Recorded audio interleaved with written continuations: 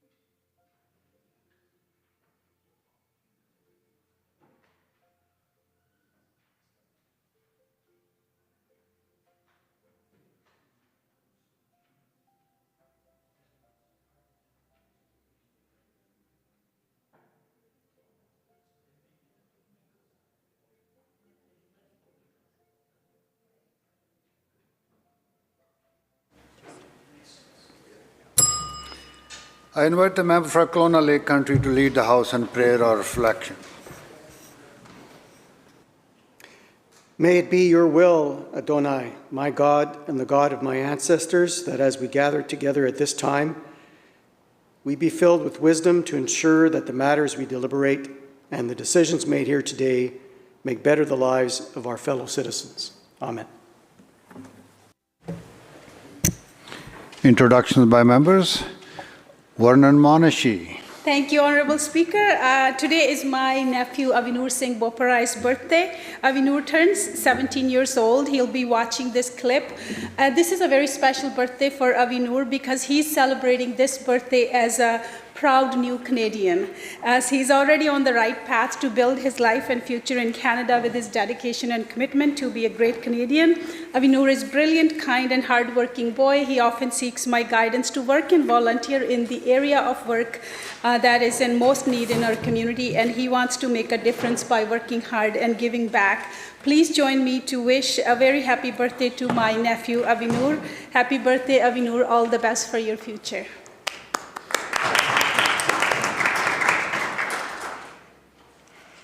Madam Clerk.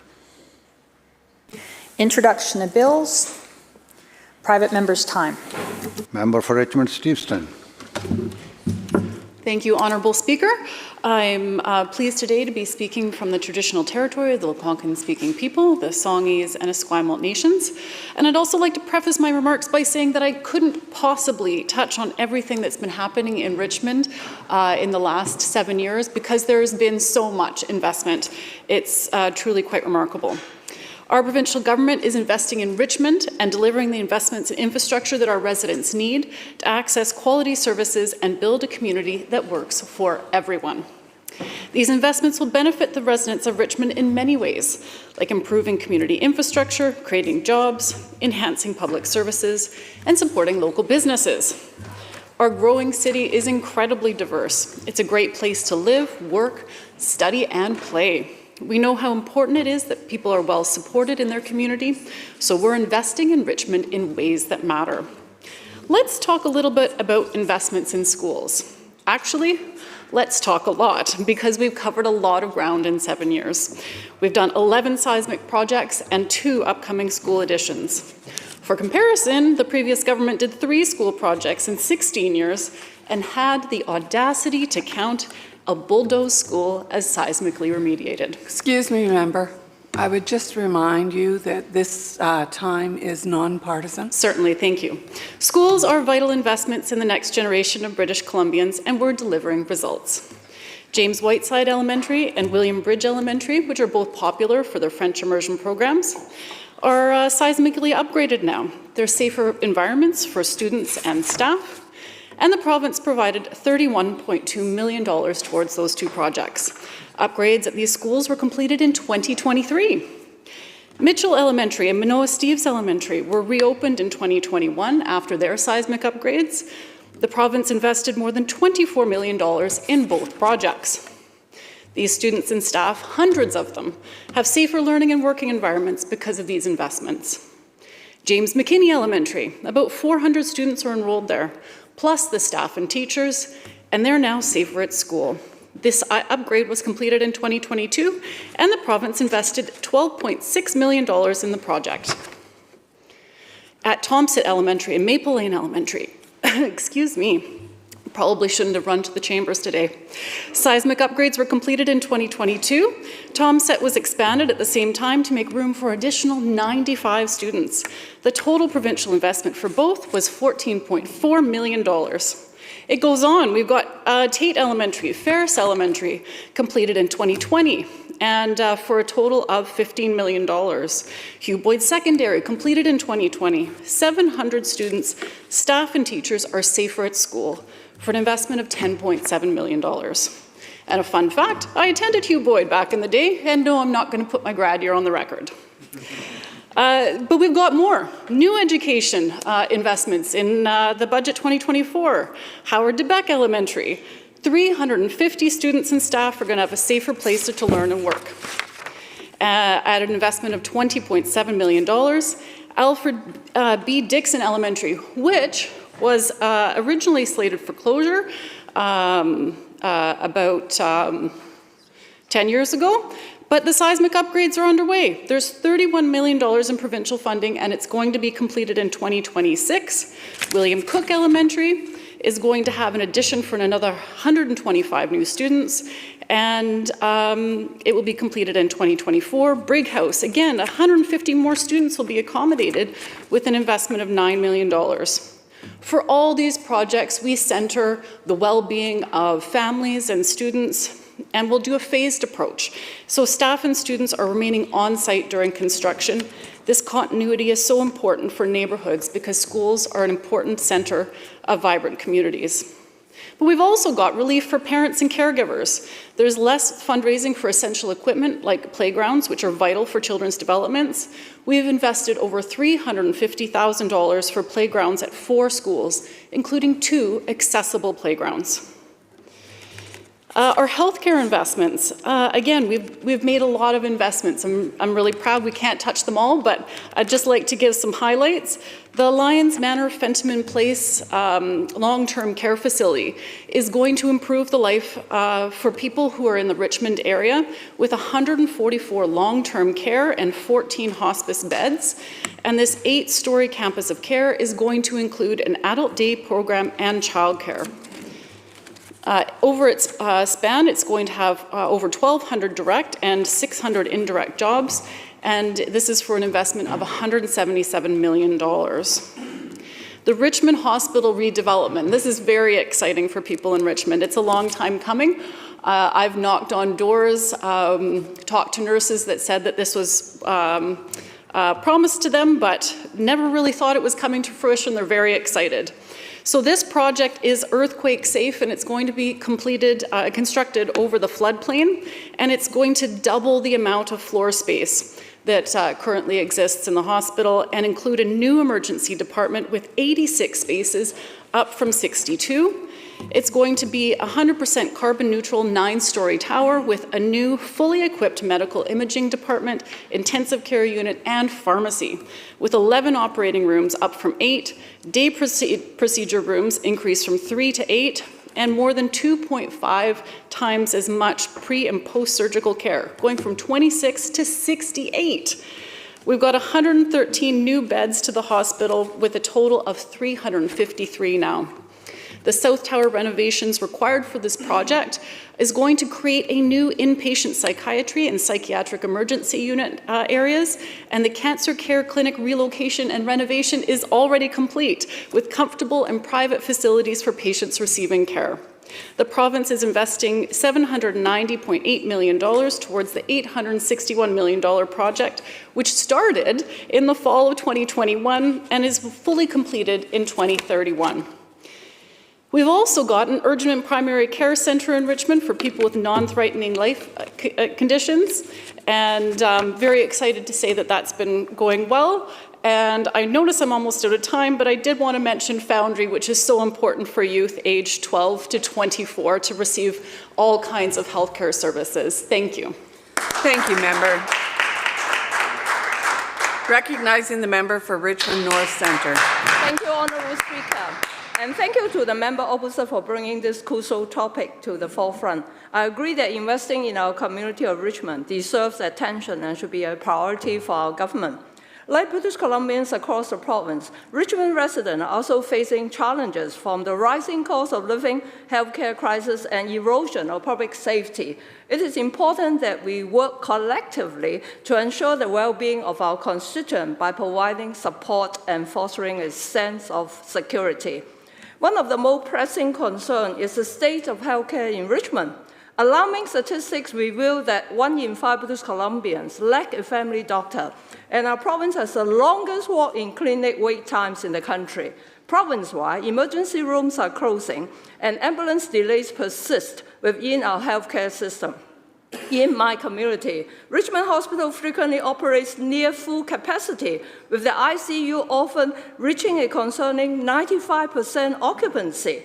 The expansion of Richmond Hospital, initially proposed to be completed by 2024, but now expected to complete by 2031, must be prioritized as an investment to meet the surging healthcare needs of our community. Furthermore, the escalating challenges of crime and substance use in Richmond demand our immediate attention.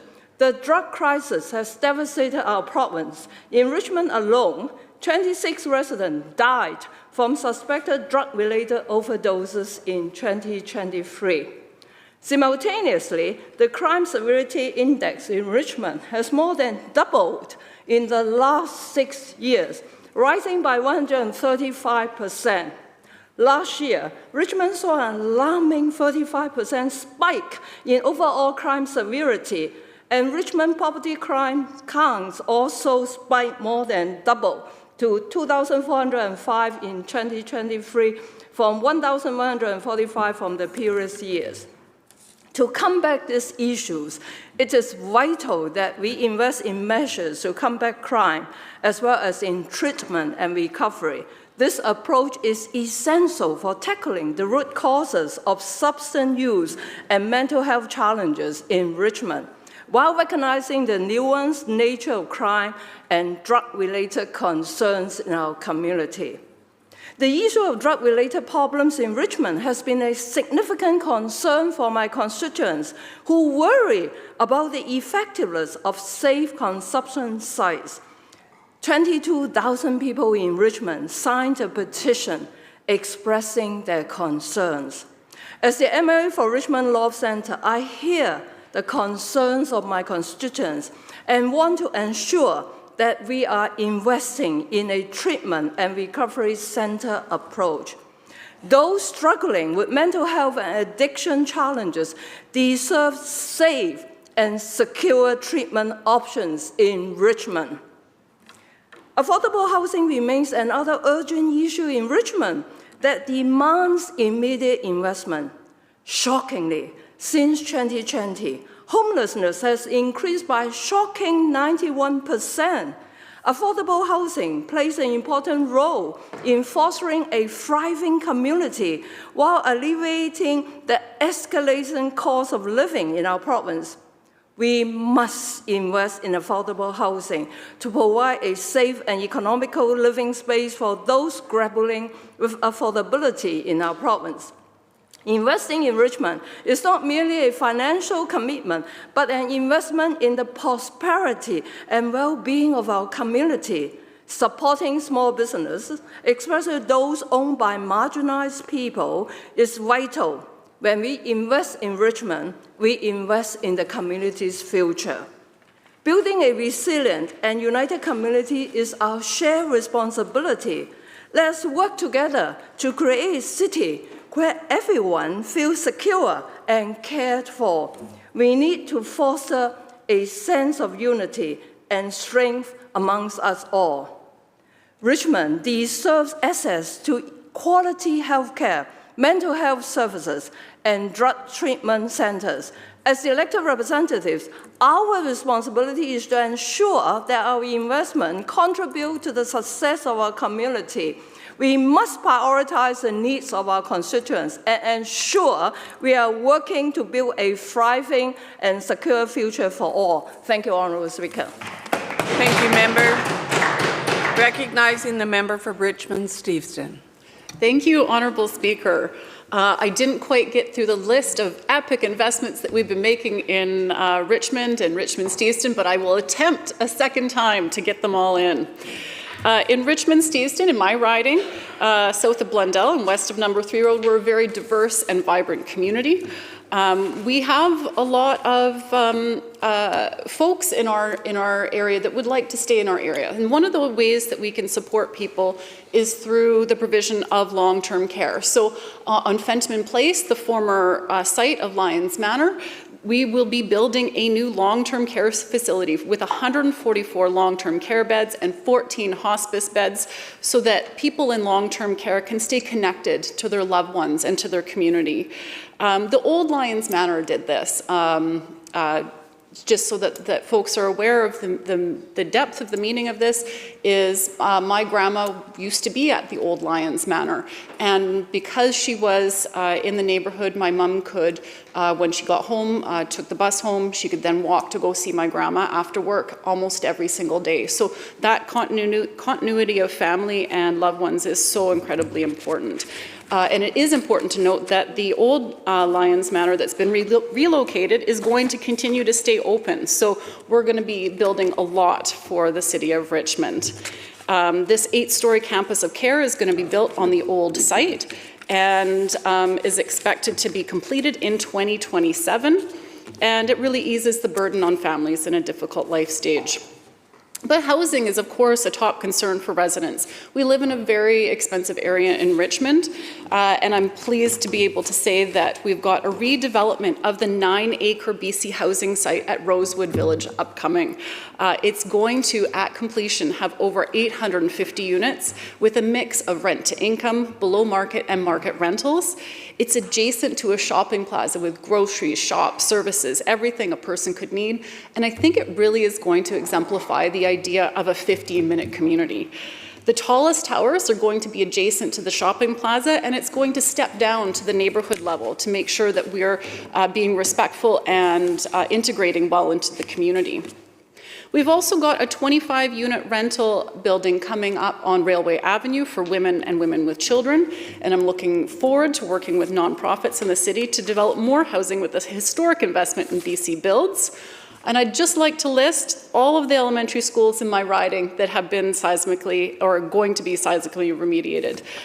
Dixon Elementary, McKinney Elementary, Steves Elementary, Hugh Boyd Secondary, and I would be remiss if I didn't mention dredging. My community is at the mouth of the Fraser River. We depend on fishing and fishing industries. Thank you, and member. we'll be getting dredging done. Thank you. Thank you.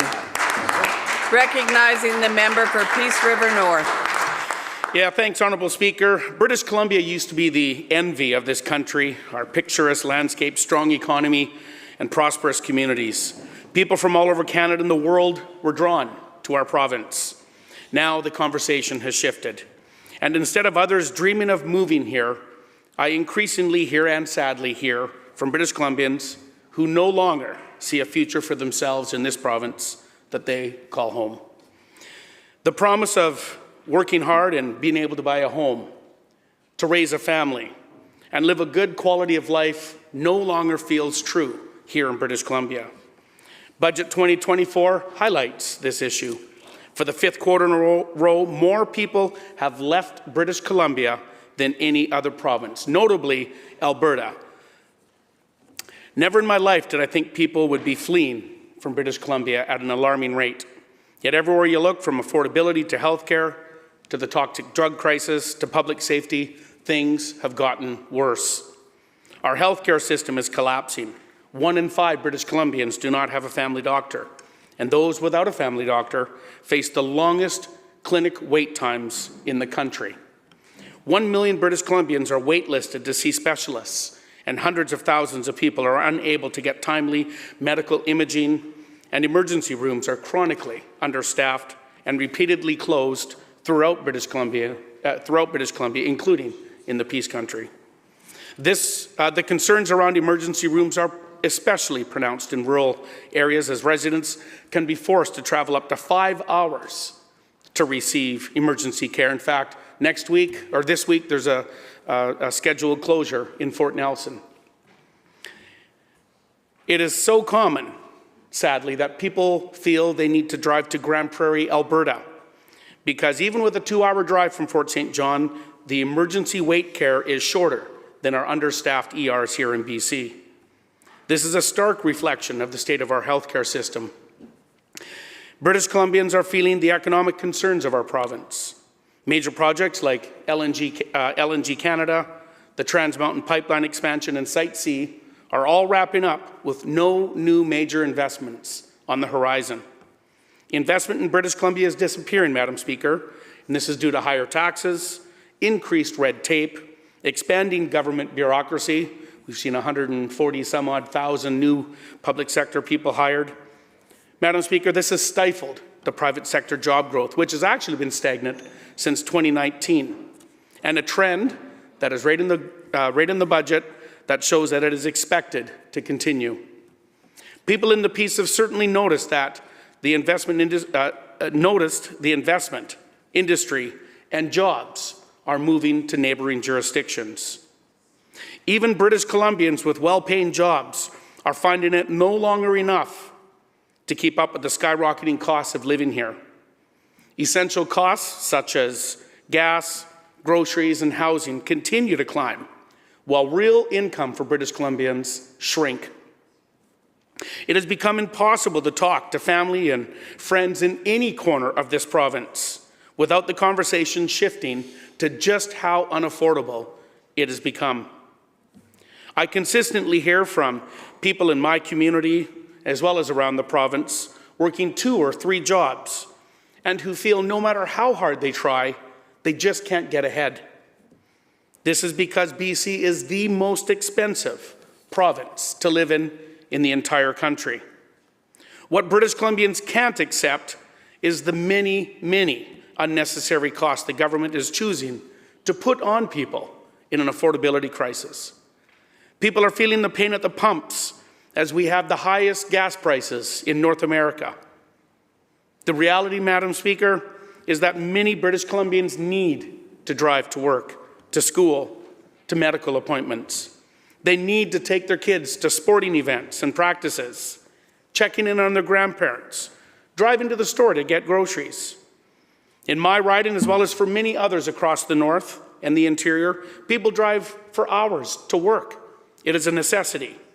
Many people require a reliable mode of transportation for their jobs as drastic weather changes that occur with little notice, and a personal vehicle is the only reliable and safe way to get around. The same goes for home heating costs. Canada is a cold country. Winters get cold in British Columbia, with temperatures in my riding going as cold as -50 in the winter. British Columbians have no choice but to heat their homes with natural gas or propane. Yet the carbon tax on home heating is driving the costs through the roof. This unnecessary tax punishes families, punishes small businesses, and punishes all British Columbians. Why are British Columbians continually being punished for unnecessary costs? And Madam Speaker, the pain is only scheduled to get worse.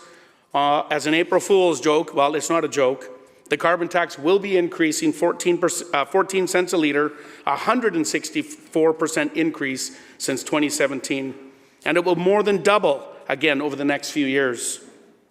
Last fall, the federal government unfairly gave a tax break on home heating to Atlantic Canada. When premiers of all political stripes across the country fought back to demand equality on heating costs, BC stayed silent.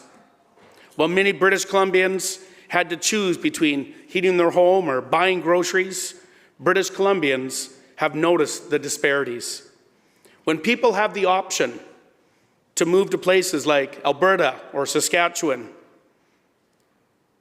where they can find good-paying jobs, where they can find affordable homes and lower costs of living, it is no wonder that many are considering this as an option, especially in this day and age where it's so easy to work from home. People are considering leaving this beautiful province. Why would you stay in a province that is choosing to punish them, choosing to make life unaffordable, when neighboring provinces are fighting for their citizens? Thank you, Madam Speaker. Thank you, member. Recognizing the member for Langley East. Thank you, Honourable Speaker. I'm absolutely thrilled to be able to rise in the House today to talk about one of my most favourite subjects, our beautiful province of British Columbia. We are so fortunate to live here. And I remember when my family moved from the East Coast to BC, I remember the very first time I saw the mountains. It's the most breathtaking place. There really is no other province in Canada like it, with beautiful ocean. And I remember coming out here, and one of the people that I talked to before I left had said to me, "Oh, BC is the neatest place in the world. You can ski and swim on the same day." And I had never seen anything like Whistler, and that's why people want to move here. I mean, we truly live in the most beautiful place on earth, and it really shows with the last Statistics Canada's third quarter migration release, where it showed us that people from around the world are continuing to see British Columbia as a very attractive place to live and work, and interprovincial migration is remaining steady. And in 2023, we saw 151,437 people move to British Columbia, including 61,556 in the last quarter, as we're continuing to break records. In addition to just being such a beautiful place, British Columbia is so attractive to so many people because although people are facing challenges with high interest rates and global inflation and a slower global economy, we're supporting people. We're building a stronger economy. And BC really is an economic leader. Our debt to GDP is one of the lowest in the country. Our unemployment rate is among the lowest in Canada. And BC has gained tens of thousands of jobs over the past 12 months, including some of the strongest private sector job growth in this country. BC's GDP growth since 2017 is the highest in Canada among large provinces. And last year, BC gained 74,000 new jobs year to year, including 40,000 private sector jobs. Since 2017, 120,000 plus women have joined the workforce, which really is a demonstration of the importance of our actions that we're taking on childcare. And people's wages in BC are now the highest in Canada. The last time BC was #1 in wages was 19 years ago.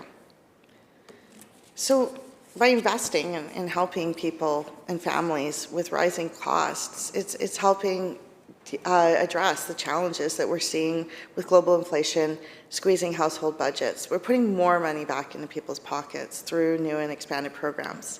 An example of this would be the BC electricity affordability credits, which are starting in April, and expanding BC family benefit by adding a 1-year bonus that will support 70% of families in British Columbia.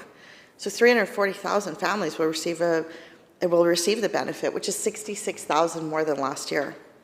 And raising both income thresholds by 25% and increasing payment amounts by 25% per child. If a family of 4 received $1,597 last year, they'll be receiving $2,045 this year starting in July. And the new renter's tax credit will reach 76% of renting households, putting an average of $374 back in the pockets of renters from July this year. And by expanding safe and affordable $10 a day childcare with over 33,000 new spaces funded since 2008, more than 63,000 families are saving nearly $900 per month per child. We're doubling the employer health tax credit exemption from $500,000 to $1 million effective immediately, which will support small businesses. And everyday families in BC are also paying lower provincial taxes today. A family of 2 kids earning $100,000 pays 38% less provincial taxes today than in 2016. And a family earning $30,000 used to pay taxes. Now they're getting $2,420 back in their pocket. And our taxes are competitive with other provinces. People earning up to $150,000 pay the lowest personal income tax in Canada. And corporations and high-income earners pay more, and we put that money to work for people, lowering costs and strengthening the services people rely on to build a good life. There are those who say that we should make different choices, but by supporting and making the choices we're making the lives better for people who live in British Columbia, which is why this province is so attractive to so many people around the world. In addition to beautiful place to live with an amazing climate and wonderful world-class events, you're also coming to a place where the government that recognizes supporting people grows a stronger economy. Thank you, Honourable Speaker. Thank you. Thank you, member. Member for Peace River North. Yeah, thanks, Honourable Speaker. And, you know, I absolutely agree with the member on this part that our province is beautiful. It is breathtaking. But the reality is people cannot afford to live here. They can't afford to do those fun things in British Columbia. It's heartbreaking, Honourable Speaker, to hear from the people from all ages in every corner of this province that don't feel they have a future in this place that they've called home. A deteriorating health care, increasing crime rates, severe affordability crisis that has eroded people's confidence in this province. Investment in our province is disappearing, and along with it, the availability of good-paying jobs. This shift is driving citizens of this province to seek life in neighbouring regions like Alberta or Saskatchewan or other jurisdictions beyond, where they see opportunities that were once abundant in British Columbia. Owning a home has become a distant dream of many in British Columbia. We're faced with the highest housing costs in North America. This, combined with escalating grocery prices and the highest gas prices on the continent, are pushing families to their financial limit. It's a stark reality that more than half of our residents are unable to pay their monthly bills, and food bank usage has soared by nearly 60%. There's over 62,000 children that depend on assistance every month. When people find themselves traveling to Alberta for essentials like gas or health care, it is a clear sign of the challenges that we are facing right here in BC. People are looking across the border and seeing family members and friends, even old neighbors that are starting a life in Saskatchewan or Alberta and other provinces. These provinces are asking what many in British Columbia are seeking. That's affordable homes, lower costs of living, and better job opportunities. Things that we used to have here in British Columbia. This is the dream that used to belong to all British Columbians, a dream that we need to be reviving. Madam Speaker, it's time that we start welcoming all of these British Columbians that have left our province and welcome them back home and provide that future for them. Thank you very much. Thank you, member. Recognizing the member for Chilliwack-Kent. Thank you, Honourable Speaker. Approximately 75% of serious mental health issues emerge before the age of 25, and it can be difficult to know where to turn for help. Making sure young people have the supports they need to succeed in life is a top priority. Wellness promotion, prevention of mental health problems, and early intervention can prevent small problems from becoming bigger ones down the road. And the earlier we provide the support, the better the outcome. Young people are facing more stress and anxiety than ever given the pandemic, the toxic drug crisis, climate emergencies, and so much global uncertainty. Data from the McCreary Centre's 2023 BC Adolescent Survey shows the mental health of youth has been declining overall, with increased rates of self-harm and an increase in drug use. We have seen an increase in mental health challenges since 2018. 60% of youth said they had a good or excellent mental health, which means 40% did not, compared to 73% who reported positive mental health in 2018. Self-harm has risen, 24% self-harmed compared to 17% in 2018. 1 in 5 students miss school because of mental health challenges. Overall quality of life has decreased since the last report, and stress was higher in higher grades.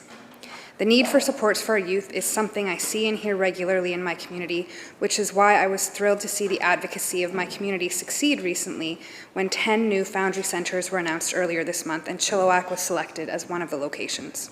I wasn't alone in celebrating this win for the youth of our community. Chief Derek Epp from Chiacton First Nation said accessing care can be overwhelming, especially if you're young.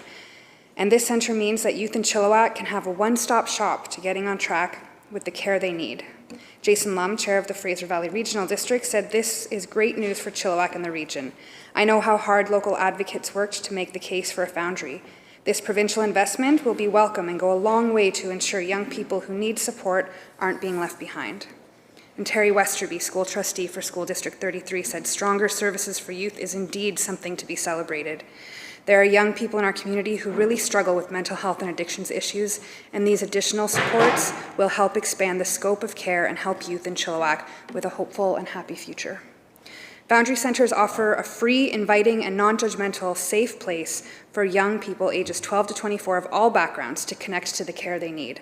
And our government has been focused on delivering increased access and availability of mental health and addiction supports to youth across the province, providing more opportunities for families and communities across BC to connect with wellness services, including free mental health and addiction support, drop-in counselling, physical and sexual health care, youth and family peer support, and social services.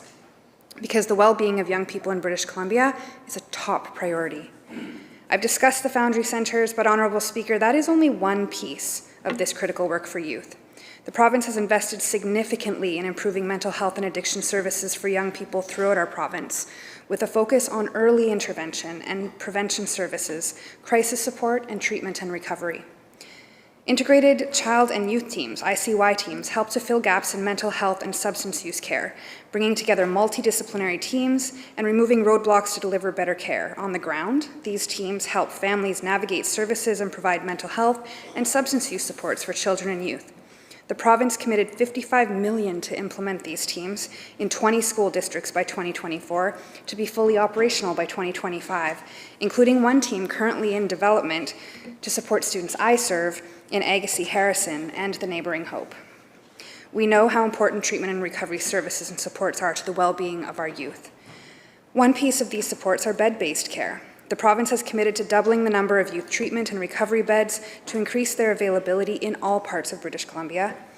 As of March 2024, 72 new publicly funded youth treatment beds have opened, and it's anticipated that the additional new 28-bed sanctuary program at Covenant House will be open in June of 2024. There are 170 publicly funded youth substance use beds throughout our province. Bed-based treatment represents only one of a much broader spectrum of treatment options for people living with addictions. Beds are typically most appropriate for people who require a higher intensity of services and supports to address complex or acute mental health or substance use needs. Children and youth can also benefit from accessing a range of important outpatient treatments. Mental health and addiction supports for young people can be found at urgent and primary care centres in 32 locations in BC, where clinicians are available 365 days a year for same-day access. Support for youth is also available through community-based primary care networks, which build a team of professionals around a patient and their needs. The networks also improve access to early intervention for people experiencing mild to moderate mental health and addiction challenges, and to more specialized supports where needed. In 2021, the province invested $75 million over 3 years for early psychosis intervention, which expands existing specialized programs, increases access to treatment, and helps young people and their families thrive. Child and Youth Mental Health Intake Clinics, CYMH. There are 93 of these CYMH intake clinics across the province. Clinicians provide initial assessments and ensure children and youth are connected to the right supports. CYMH teams can provide support through individual or group family therapy, interventions, and in-home support. Y-Mind is a free 7-week early intervention program for young people 13 to 30 experiencing mild to moderate anxiety. Programs are offered in person and virtually and are grounded in mindfulness and acceptance and commitment to therapy to teach participants skills to effectively cope with their anxiety. The program also has been adapted for Indigenous communities as the Mind Medicine program. And there are crisis supports. Here to Talk is a 24/7 counseling and referral line connecting post-secondary students to services where they need it. And the Kids Help Phone is a 24/7 immediate counseling and support, offers information and referrals. It has been a hard few years, and youth have been asked to be resilient, flexible, adaptive, all while transitioning into adulthood in an ever-changing, sometimes threatening reality.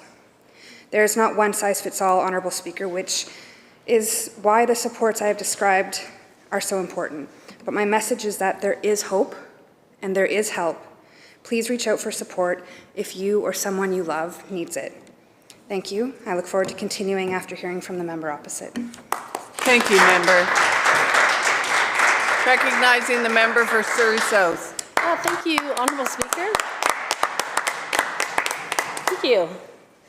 I appreciate this opportunity, and I want to thank the member opposite for raising this vital issue. As a parent myself of 3 young children, the recent findings of a BC Adolescent Health Survey on youth mental health deeply troubles me, Honourable Speaker.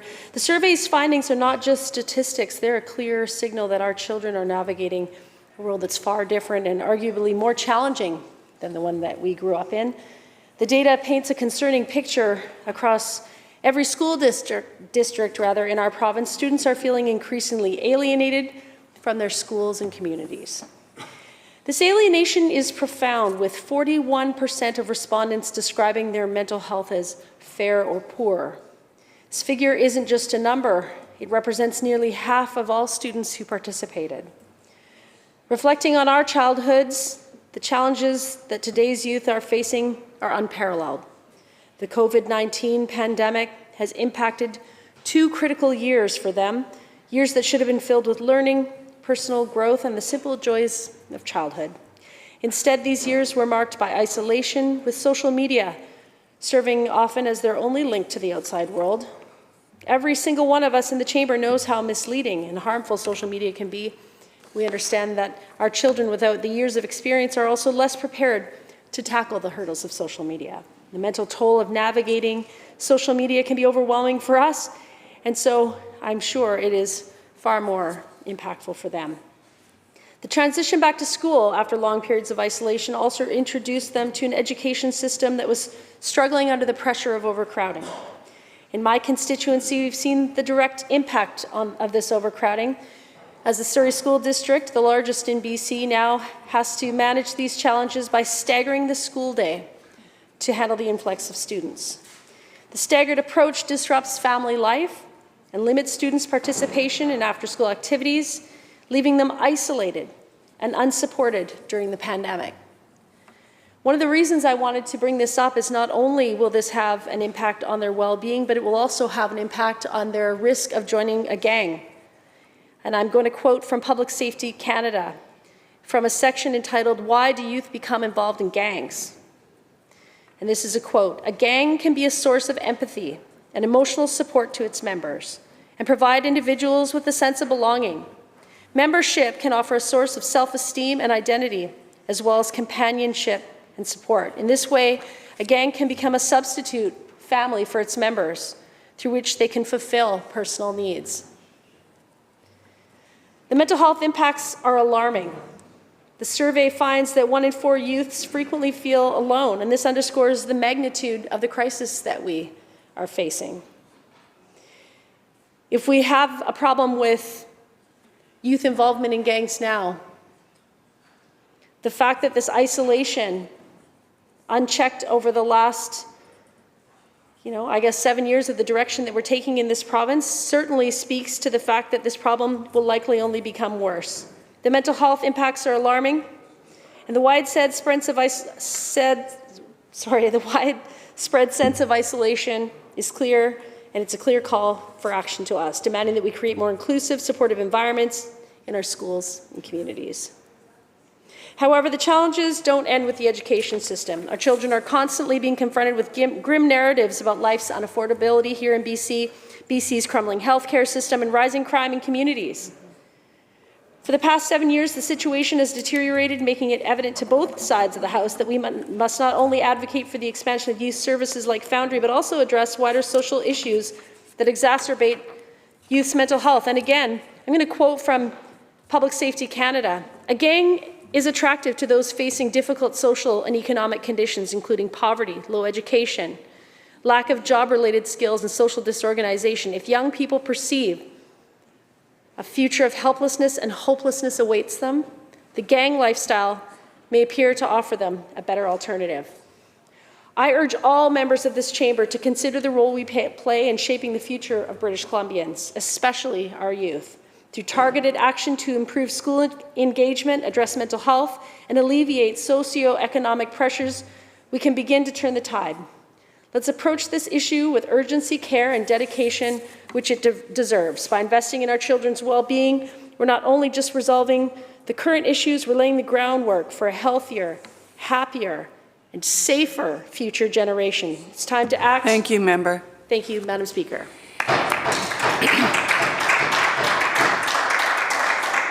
Could I ask the members in the chamber for the side conversations to be taken out in the hall, please? Recognizing the member for Chilliwack-Kent. Thank you, Honourable Speaker. I've described that young people are facing more stress and anxiety than ever, and I want to turn back to the McCreary Centre's 2023 BC Adolescent Survey, and more specifically, an article that was published just a couple of days ago written by Laurie Colbert, titled Stark Reality for Non-Binary Youth, discussing youth mental health. Gender-diverse teens make up just 5% of the 38,000 respondents, but as Nick De Leon, a University of Fraser Valley student who identifies as non-binary and genderqueer, shared in the article, that 5% is made up of youth, and youth who are struggling. The article goes on to describe the impacts when home doesn't feel safe, the effects of polarizing social and political landscape, and how that contributes to poor mental health outcomes. Colbert also highlights Dr. Elizabeth Sawick, Director of UBC's School of Nursing, who shared, quote, "It is really hard to be in the world and hearing people say you don't exist, or you don't deserve to exist, or you shouldn't be supported and respected. That can be really demoralizing for people, and that has consequences." But Dr. Sawick also highlights that, quote, "Contrary to the stereotypes out there, being trans or non-binary is not automatically everyone is going to be struggling. The majority of gender-diverse young people who are supported by family and school are healthy and doing well." The article goes on to share that although non-binary youth had higher levels of stress and were more likely to self-harm, that these risks can be mitigated by the presence of loving adults in their lives, be it parents, teachers, coaches, or neighbors. The piece also includes solutions in schools and communities and describes actions that can contribute to improved mental health and well-being for non-binary students, like gay-straight alliance clubs, LGBTQ+ inclusion policies, gender diversity curriculum in schools, and more gender-diverse washrooms in public buildings to boost inclusivity, just to name a few.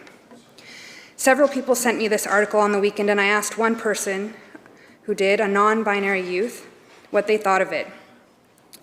They said to me, quote, "I guess I'm glad that we have the data to show the impact on the mental health of youth, but it's also scary, because it shows that the hate and talking like we aren't human and wishing we didn't exist, well, sometimes it makes us not exist. I don't want them to feel like this is proof that hate is working. It's scary because this makes them maybe think that they just need to hate harder or scare more people, as if being me is contagious." So as the MLA for thousands of youth in Chilliwack-Kent, as the parliamentary secretary for hundreds of thousands of youth in BC, as the mother and example for 2 young adults, I'll take a moment to say this to our youth. You matter. This province and this world is better with you in it. And to the rest of us, youth mental health is a life or death issue. That includes two-spirit, non-binary, trans, and gender-diverse youth. It includes all our youth with all of their beautiful intersecting pieces of identity. What we say in our homes matters. What we include in our schools matters. What policies we make, what rhetoric we accept, and what we say in this chamber, it matters. Thank you. Thank you, member. Recognizing the member for Kelowna Mission. Thank you, Honourable Speaker. Today I rise to speak on a matter that strikes at the core of British Columbia's democratic values, the principle of transparency, and to shed light on the trend of diminishing transparency under the current government. This issue erodes the foundational trust between British Columbians and those elected to serve and has tangible negative impacts on the fabric of our society, including in my community of Kelowna Mission. First, as legislators, we must agree that transparency ensures accountability, fosters public trust, and enhances the effectiveness of government operations. In recent years, under the leadership of the current NDP government, British Columbia has seen an erosion of transparency that is both alarming and deeply troubling, not only as many of us hear on the ground from folks feeling the decreased transparency, but also backed by reports and investigations that paint a bleak picture. Honourable Speaker, it's no surprise that the Canadian Association of Journalists has recognized this NDP government caucus as Canada's most secretive government. A recent report from the Office of the Information and Privacy Commissioner has laid bare the deliberate delays and barriers to information access that have surged to record levels. The average response time for Freedom of Information, or FOI, requests has ballooned to an astonishing 85 business days, a staggering 118% increase over just 5 years. Such delays are not just administrative failures. They represent a systemic attempt to hide crucial information from the public. And let's not forget, glaringly obvious with the addition of the $10 fee for FOI requests under the misleading guise of improving the process. Even more concerning is the situation within specific ministries. The Office of the Premier, once a beacon of leadership and accountability, now holds an unprecedented record for delayed FOI response times, averaging 269 business days. Is this the change the Premier referred to that the people will feel and see? The level of delay is not only unacceptable, but also an affront to the principles of transparency and accountability that our democracy relies upon. But, Honourable Speaker, the issue of transparency extends beyond the confines of information access. It permeates the very sectors that touch the lives of every British Columbian. They hinder timely public scrutiny and debate on vital policies and decisions that affect our communities.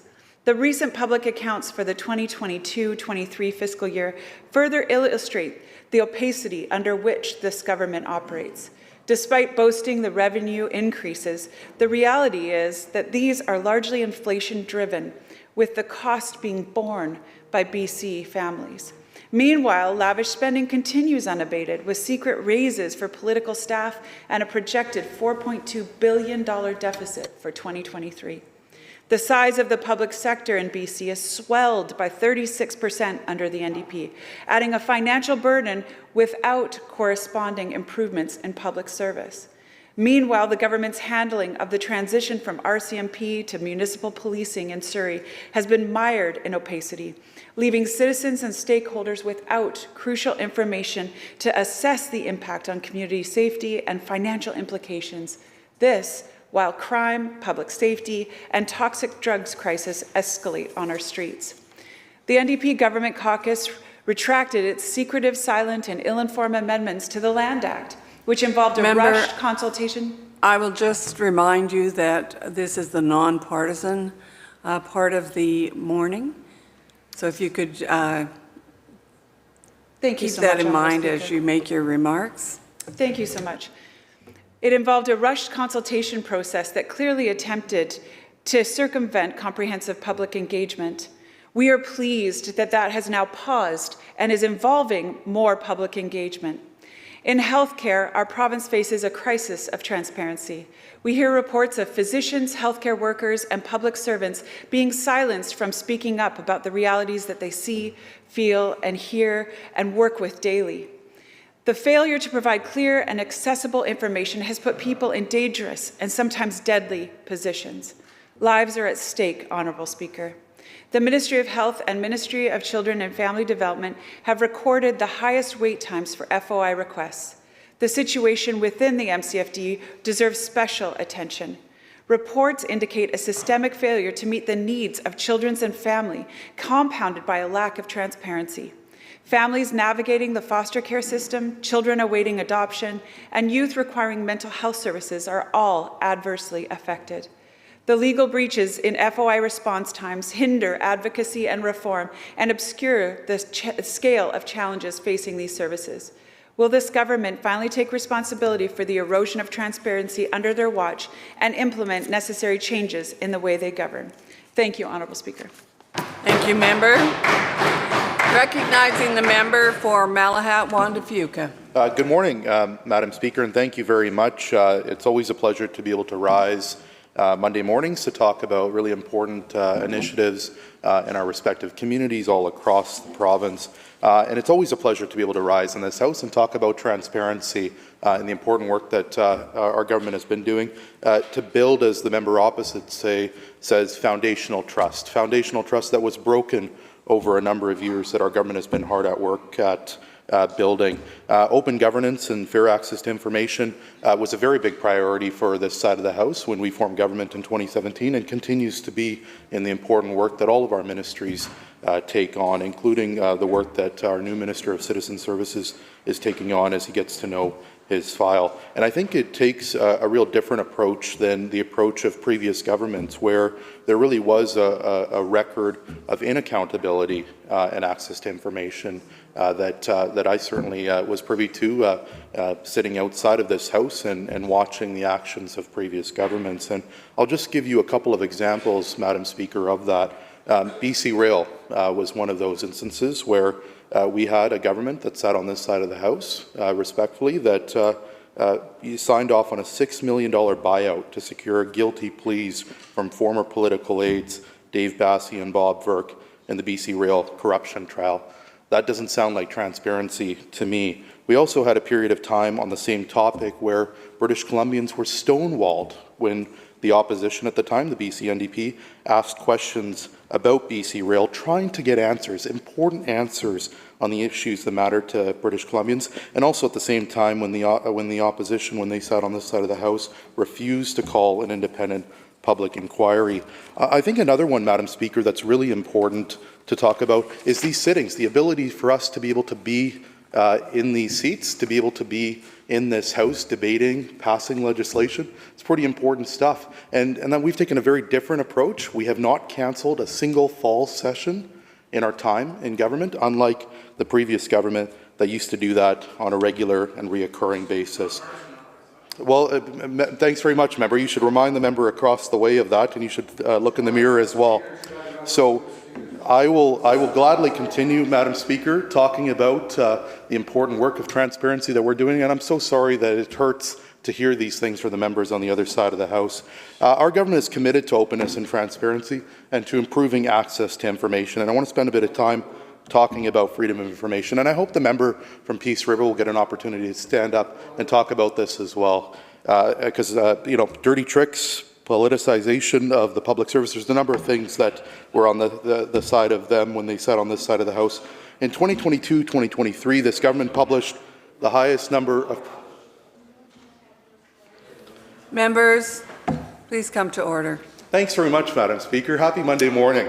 In 2022-2023, this government published the highest... And I would just remind the Speaker that we are nonpartisan. We sure are, Madam Speaker. Thank you. In 2022-2023, this government published the highest number of proactive disclosures ever, 4,500. These records include summaries of briefing notes, calendars, contracts, and many more records of interest to the public. And again, these are 4,500 disclosures of records that no longer need to be requested under FOI. Recently, the new Minister of Citizen Services issued 2 new mandatory proactive disclosure directives for government, and that included monthly summaries of briefing notes provided to deputy ministers, as well as monthly summaries of briefing notes provided to ministers of state. This brings the total number of mandatory proactive disclosures directives to 17. In the past 5 years alone, Madam Speaker, the total number of mandatory proactive disclosure directives has now climbed to 17. In the past 5 years, this government has proactively published over 19,000 disclosures under these mandatory directives. And we know that there's more work to do, and the Minister and this government has acknowledged the need to provide more mandatory directives as well. The government has also committed over $7.7 million to modernize and improve freedom of information services across government. In a new pilot of a new system, ministries provided records 7 days faster and achieved on-time response rates of 90%. And I think, that, again, that's something that needs to be acknowledged as well. With respect to the culture of transparency and accountability, the FOI system that we've administered on this side of the House is high-performing by a dedicated group of individuals that we're working with to ensure that there continues to be openness and accountability. And I want to acknowledge and thank all of the public servants that do such a great work at being able to provide people the information they need and they deserve. Madam Speaker, I'll just conclude with, or rather, Mr. Speaker, just conclude with saying that I appreciate the member bringing forward the topic and look forward to future conversations with members on the other side on transparency. Welcome. Thank you, member.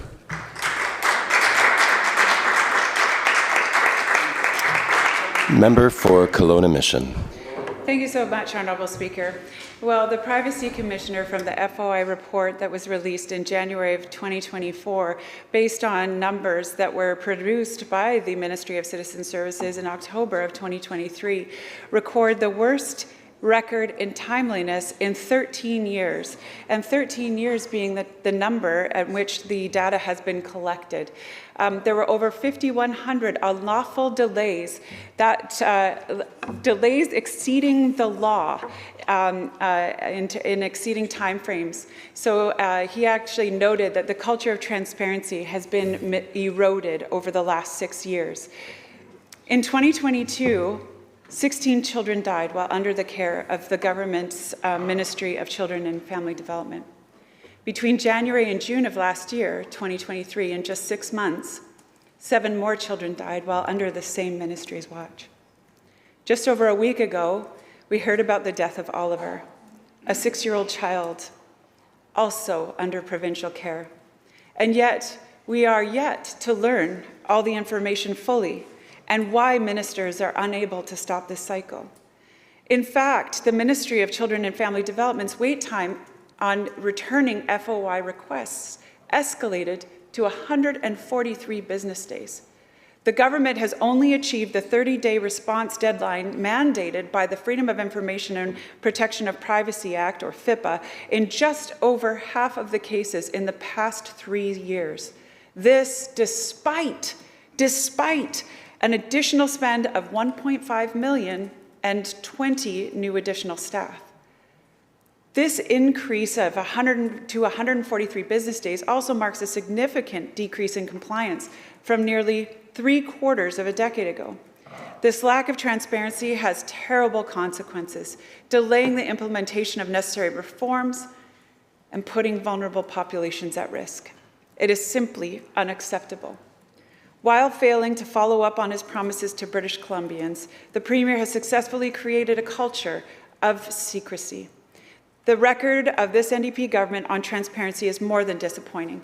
It's a deliberate Member, this is a non-partisan time.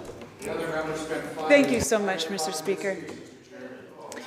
From the handling of FOI requests to the management of public finances and the crisis in our healthcare system, this government has shown a disregard for the principles of openness and accountability.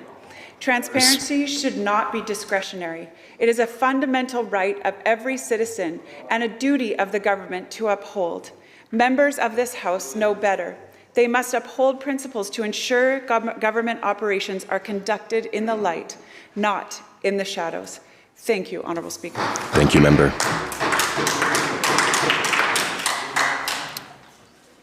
Government House Leader. Honourable Speaker, I ask that the House consider proceeding with motion number 20, standing in the name of the member for North Vancouver Seymour. Members, on unanimous consent of this House is required to proceed with motion 20 without disturbing the priorities of the motions preceding it on the order paper. Is leave granted? Aye. So ordered. Member for North Vancouver Seymour. Thank you, Mr. Speaker. Be it resolved that this House supports the government's work to train, recruit, and retain more healthcare professionals to relieve the pressures on British Columbia's healthcare system and to increase access to healthcare services. Mr. Speaker, before I begin, I'd like to acknowledge that I'm on the ancestral territory lands of the Lekwungen people, the Songhees and the Esquimalt nations. And when I'm in my riding of North Vancouver Seymour, I work, live, and learn in the territories of the Tsleil-Waututh and Squamish nations. All of the Indigenous nations have been stewards of this land and water for the millennium, and I express my gratitude for the work that they have done and continue to do. As we are aware, the growth in need for healthcare has been going consistently over the past 5 years and beyond. We have had immigration into British Columbia of over 100,000 a year on a consistent basis, and this has led to a need for greater amounts of healthcare on top of the challenges of the cuts that had happened in previous times. And our government continues to make significant investments in recruiting, retaining, and educating physicians and nurses, as well as many other allied healthcare professionals, such as radiology technicians, occupational therapists, physiotherapists, respiratory therapists, and speech therapists, pharmacists. We also have licensed practical nurses. We have many, many, many folks that support the healthcare system, and all of those people are vital in the work to take care of the people of our province. And I must not forget to mention the community health workers who go out every day to keep people in their homes and make sure that they are fed and they are clothed and they get their medications and they get their hydration and so on. And there's so many things that are so important to keep people in their homes safely and with as best quality of life as possible. We are making progress in recruiting healthcare professionals. In 2017, we welcomed more than 38,000 providers to the healthcare system. In 2023, over 700 more doctors and over 6,000 newly registered nurses.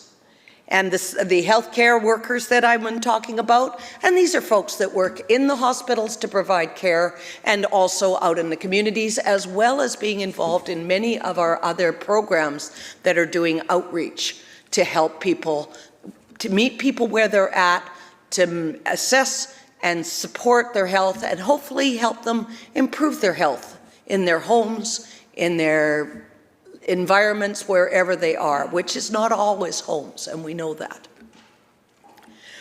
We also looked at the pharmacists, and in 2023 we increased the scope of practice of pharmacists, which is huge. What that does for family physicians and for other care providers in the community is that it allows clients who maybe have used a medication for a long time or maybe have a minor ailment to go to their pharmacist and say, hey, this is what I've got. They discuss it with their pharmacist, who is very knowledgeable, and that pharmacist then says, okay, yep, we can repeat your prescription, or we can look at a minor prescription for you that the pharmacist can generate. That's huge. That is 2 to 4 hours out of somebody's day. Rather than going to their GP, they can pop into their pharmacist, maybe outside of their regular business hours, and they can get their prescription renewed. This is critical stuff. These changes are making it easier and faster for people throughout the province to access the health care that they need. And it also allows our pharmacists to use their expertise, which is important because all of our healthcare professionals are taught to quite a broad scope, but sometimes our regulations narrow that scope down. And now what we're doing is looking at the scope of all our professionals and saying, what can we do to work with each other and enhance our healthcare teams? We want to make sure that our education system is going strong so that we're not poaching healthcare professionals from the rest of the world, which is what's happening around the world. Healthcare professionals are moving around, but it's a finite group unless we train effectively. So now we have increased our nursing seats to over 600, by over 600 in the past couple of years, and we've also enhanced our physicians' positions. positions for physicians, yes. And we have also doubled our nurse practitioner seats since 2017, which is huge because as I had the opportunity to speak in the other day, our nurse practitioners are meeting a very large gap in our communities. And that's it for me. Thank you very much, Mr. Speaker. Thank you, Member. Member for Peace River North.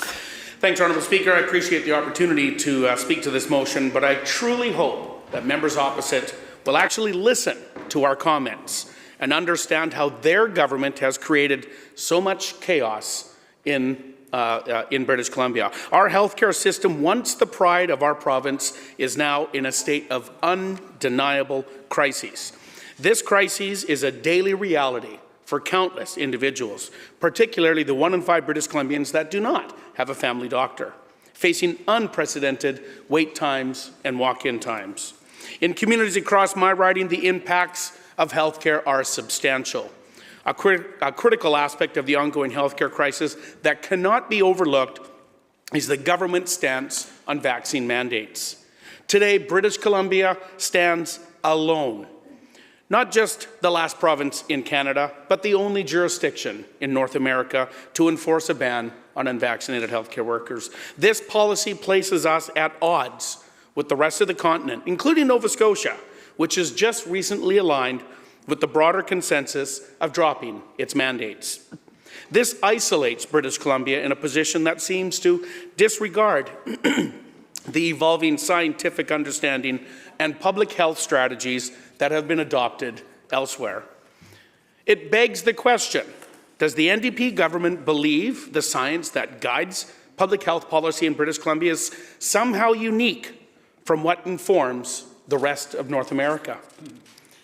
Let me remind the Assembly that people of British Columbia, that it was the BC United that was the first in calling to lift these mandates, recognizing the critical need for all available healthcare professionals to support our crumbling and struggling healthcare system. In fact, that call was made in June of 2022, 21 months ago, and yet this NDP government has refused to hire back our healthcare workers. During this time, nearly 2,500 healthcare workers have been sidelined due to vaccine mandates, and a mandate that now seems to be more of an artifact of political stubbornness than a measure of actual public health necessity.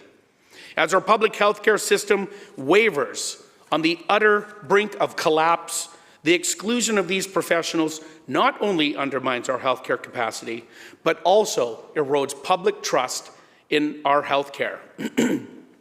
The question that looms large over this Assembly and the province is whether the NDP will finally take the necessary steps to rehire workers that have been dismissed under this divisive policy. Will the NDP government continue to enforce a mandate that has become an anomaly within both Canada and in North America, sidelining valuable healthcare professionals at a time when we absolutely need them in our system? The NDP motion suggests that addressing training, recruitment, and retention of healthcare workers, yet it glaringly ignores the immediate opportunity to bolster our healthcare workforce by reintegrating these professionals that have been sidelined by this government's mandate. It is time for the government to reassess its stance, align with scientific consensus that guides the rest of the continent, and take decisive action to fortify our healthcare system by welcoming back these healthcare workers. The insistence on maintaining this mandate, despite clear and present need for all available healthcare talent, is a stark indicator of this government's misplaced priorities. As British Columbia becomes an outlier in healthcare policy, I urge you to ask yourselves, are you serving the best interests of our citizens, or are you adhering to policies that further exacerbate our crisis? The consequences of this NDP government playing these games are ugly, especially in northern British Columbia, where access to healthcare is severely compromised. For families that are without access to healthcare potentially because of these mandates, the situation is dire, approaching catastrophic. When elderly and vulnerable can't access timely care, the results can be fatal. Is this the vision for British Columbia?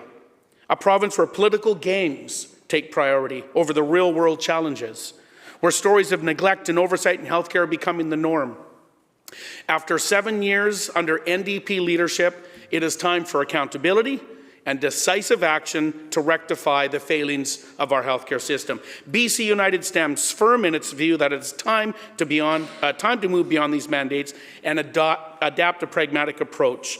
People desperately need this. The healthcare and well-being of British Columbians depend on it. Thank you, Mr. Speaker. Member. Member for Vernon, Monashee. Thank you, Honourable Speaker. I want to speak in favour of the motion presented by member from the North Vancouver Seymour. Be it resolved that this House supports this government's work to train, recruit and retain more healthcare professionals to relieve the pressures on British Columbia's healthcare system and increase access to healthcare services. I admire the member for her over 3 decades of service in our healthcare system and for her continued efforts to support government's work to strengthen our healthcare system. And I want to start my remarks by saying that health science is real and it matters. And the healthcare workers who believe in health science, they are very important, and so is the vulnerable patients. So that's why our government will continue to do the work that we're doing. And some of the work that is done by BC-NDP government includes creating more seats at the post-secondary institutions for various healthcare professions and opening of the second medical school at SFU, as well as recruiting more than 3,900 healthcare workers and more 39,000 healthcare workers and more family doctors. The longitudinal family practice payment model was developed by the Ministry of Health in consultation with BC Family Doctors and Doctors of BC. 4,000 family physicians have registered, expanding the number of family physicians working in longitudinal primary care. December 2023, there were approximately 5,000 family physicians working in the longitudinal family primary care, which is an increase of 708 from December 2022. This has recruited more than 230 new family doctors and 230 nurse practitioners. Highest number we province ever seen for nurse practitioners as well, who are now working in the long-term primary care model, benefiting more than 243,000 patients. Last month, I was excited to join our Premier and Health Minister in Vernon, where we announced much-awaited and much-needed expansion of mental health psychiatric unit at the Vernon Jubilee Hospital, which will help us to attract, hire and retain psychiatrists and mental health professionals by providing them the facility where they will help to deliver excellent care for the patients. We also visited newly opened 90 long-term care beds, which helped to attract great staff, and I got to see firsthand during my visit at the Creekside Landing along with our Premier and Health Minister.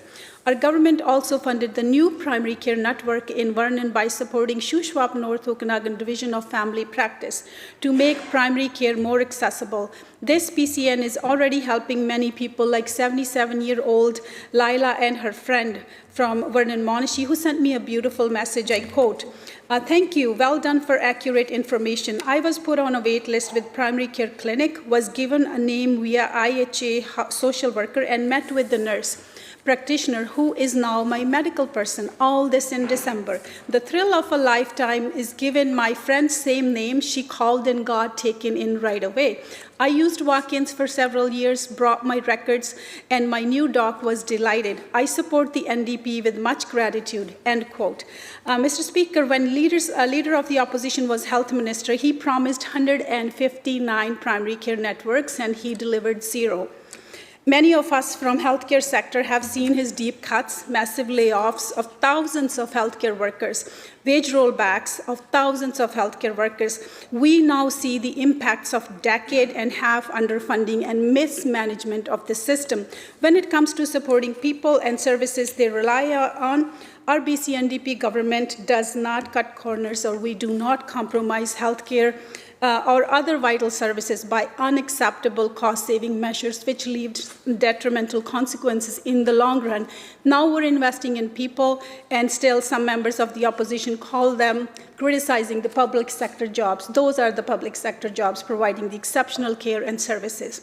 Our government invested $750 million initiative to support nurses to establish the Support Nurse Fund and additional $100 million for career laddering opportunity.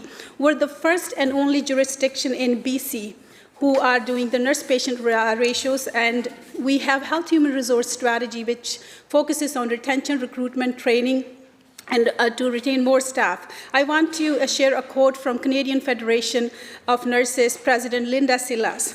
I quote, "Now nurse-patient ratios. I've waited 20 years to see a government like the British Columbia government to say, it's my responsibility, I as government, to ensure patients receive proper care and nurses have safe workload to do that proper care. That is only true, which your government is committing over $750 million in 3-year plan with BCNU at the table. As I have said, I waited more than 20 years to see that," end quote. Thank you. Thank you very much, Member. Member for Caribou-Chilcotin. Well, thank you very much, Mr. Speaker. I do want to just correct one thing right off the top, and that is that we have the absolute utmost of respect for our frontline workers, unlike this member just suggested. I can appreciate, Mr. Speaker, that we have certainly different understandings of what's happening in our healthcare system and certainly different experiences dealing with the current state of healthcare in this province. It's clear that training and recruiting and retaining healthcare professionals should be a top priority for this government, given the healthcare crisis that is facing BC. We've all heard the alarming stories about the current state of our healthcare system. 1 in 5 British Columbians do not have a family doctor. BC walk-in wait times are the worst in the country, and they're getting worse every year. Chronic understaffing persists with Interior Health, the health authority that's in my riding of Caribou-Chilcotin, reporting an increase in the vacancy rate from 5.1% in 2019 to now 13.7% in 2023. Our healthcare heroes are severely burnt out. Frankly, they're exhausted. They're forced to keep up with a workload that is unacceptable and unsustainable. This NDP government has failed them, and they are begging to receive the support that they require and deserve. But these issues are even more acute in rural communities, where the voices and realities of residents continue to be overlooked by my colleagues across the aisle. As a representative of rural constituents, I understand the harsh realities that are faced both by patients and healthcare professionals in rural BC. And I stand in this House today to raise some alarming examples of these realities. There's no clearer example, Mr. Speaker, of the state of crisis than the situation that unfolded at Caribou Memorial Hospital last October, when a sign was posted that read, "The emergency room is closed unless a patient is imminently dying." Staff were so burnt out and overworked that they lacked the capacity to provide the necessary care to those who required emergency medical attention in all but only the most dire situations. Last summer, nurses in the Bulkley Valley District Hospital were instructed to call 911, Mr. Speaker, if their patients were in medical distress because of a lack of doctors and staff in the ER. Only 15 healthcare facilities in rural BC offer maternity services, forcing expectant mothers to temporarily relocate to give birth, paying out of their own pocket and often without their partners or families there to support them. Recent years have seen overnight ER closures in rural communities like Clearwater, Port Hardy, Port McNeil, Merritt, Oliver, Mackenzie, 100 Mile House, and for the first time ever, Caribou Memorial Hospital, due to staffing shortages.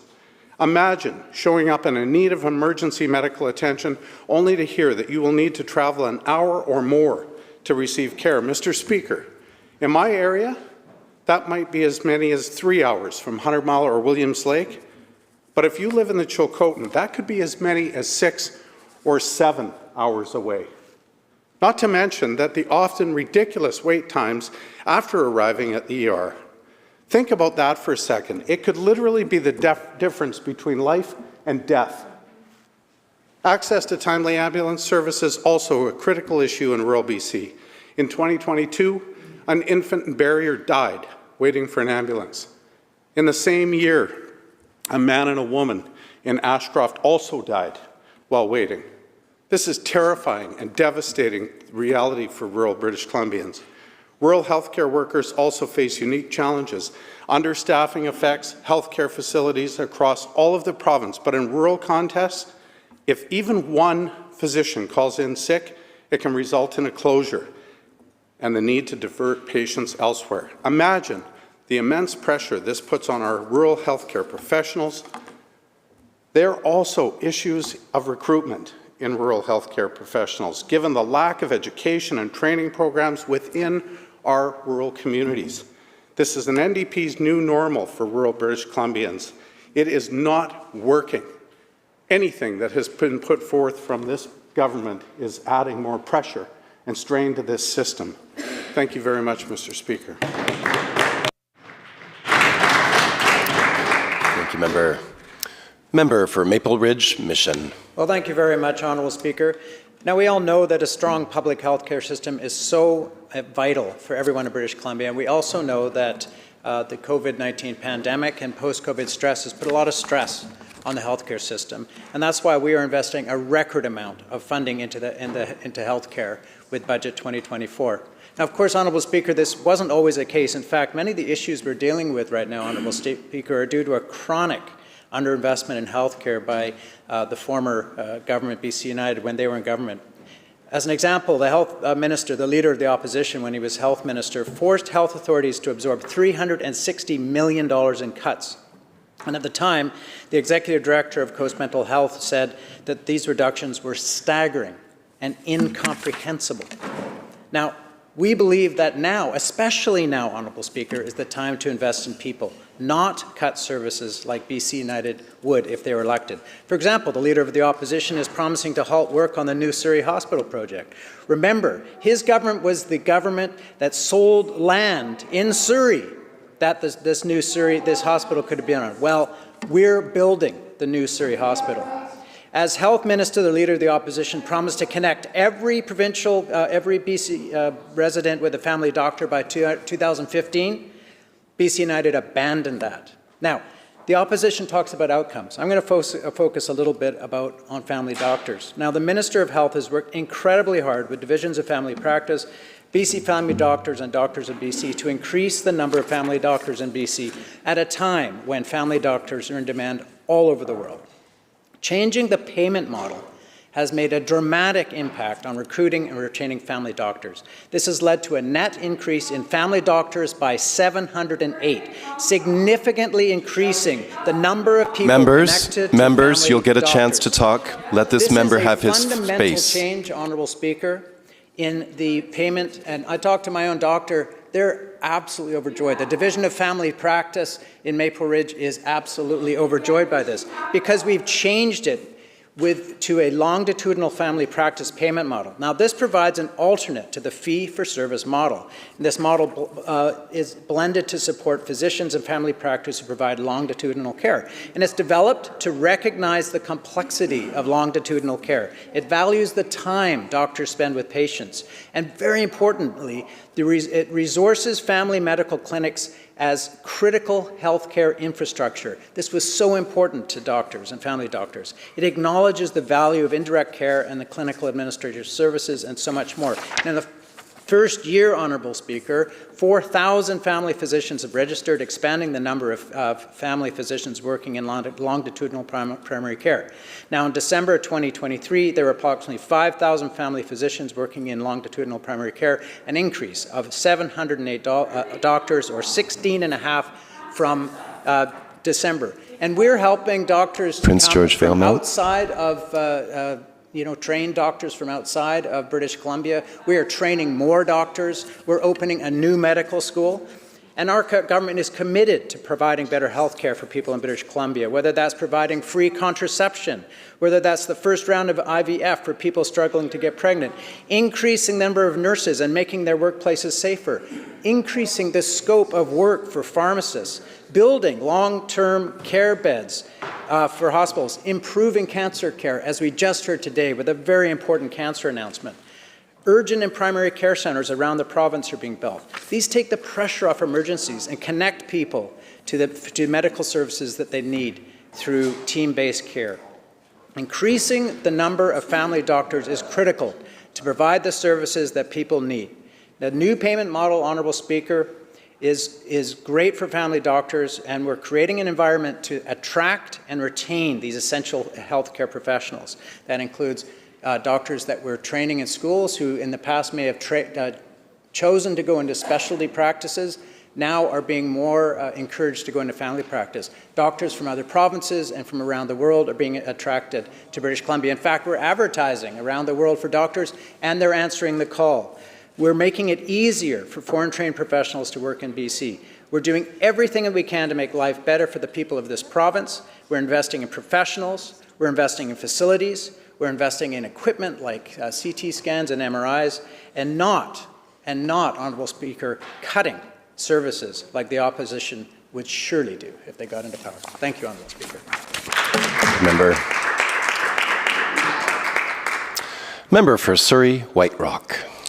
Thank you, Mr. Speaker, and I don't know where to start because that was sad.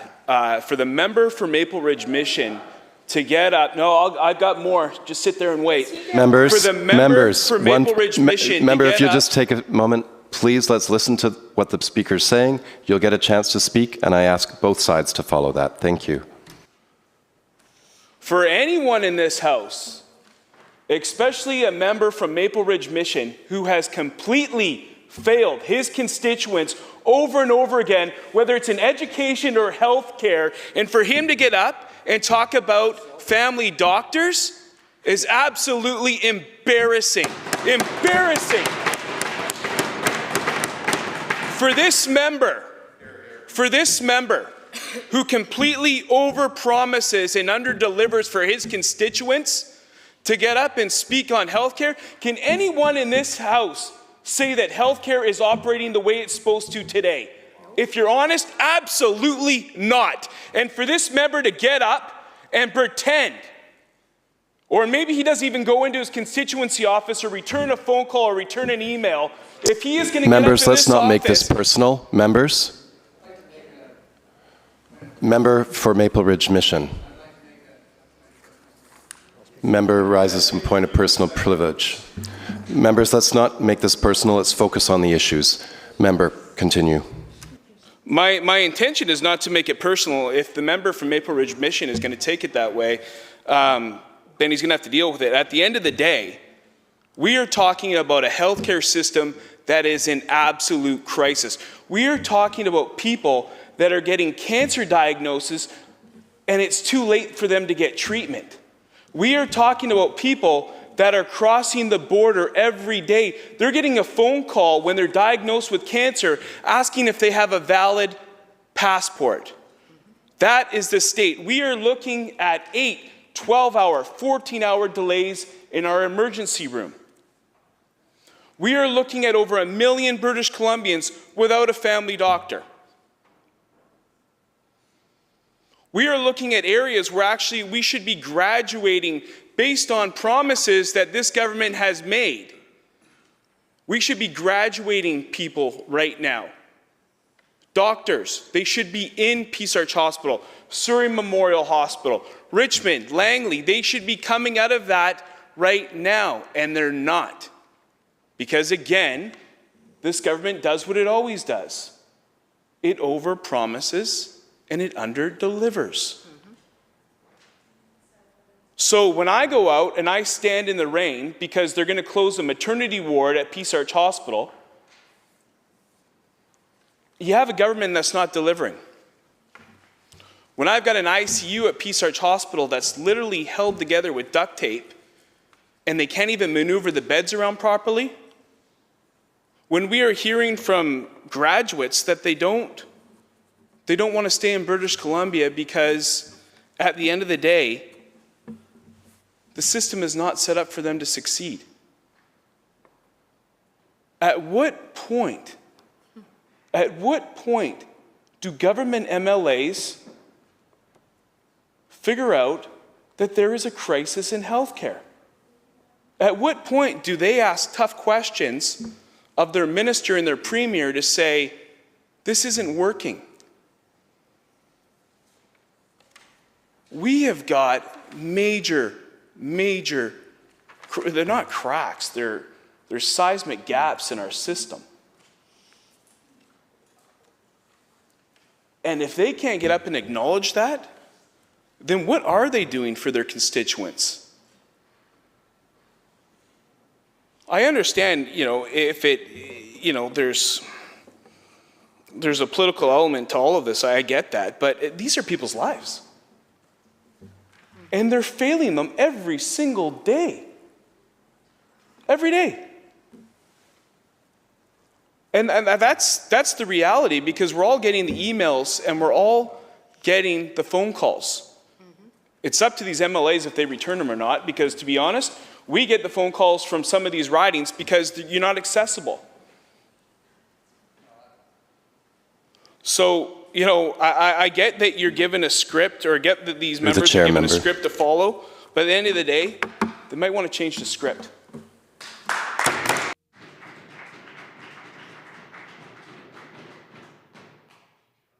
Member for Boundary Similkameen. Thank you very much, Mr. Speaker.